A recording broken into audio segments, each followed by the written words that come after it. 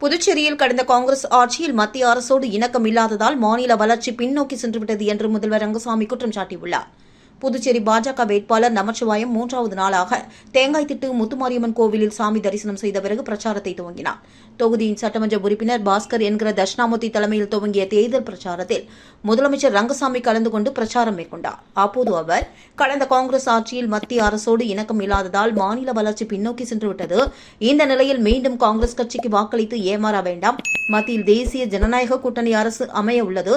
அதேபோன்று புதுச்சேரியிலும் தேசிய ஜனநாயக கூட்டணி அரசு அமைந்தால் மாநிலம் வளர்ச்சியடையும் என்று குறிப்பிட்ட அவர், கடந்த 3 ஆண்டுகளில் தேசிய ஜனநாயக கூட்டணி அரசு அமைந்தவுடன் பென்ஷன் உட்பட பல்வேறு வளர்ச்சிப் பணிகள், மக்கள் நலத்திட்டங்கள் நிறைவேற்றப்பட்டுள்ளது என்றும், எனவே உங்களை நம்பி போட்டியிடும் பாஜக வேட்பாளர் நமச்சிவாயத்தை பெருவாரியான வாக்குகள் வித்தியாசத்தில் வெற்றி பெற செய்ய வேண்டும் என்று கேட்டுக் கொண்டார்.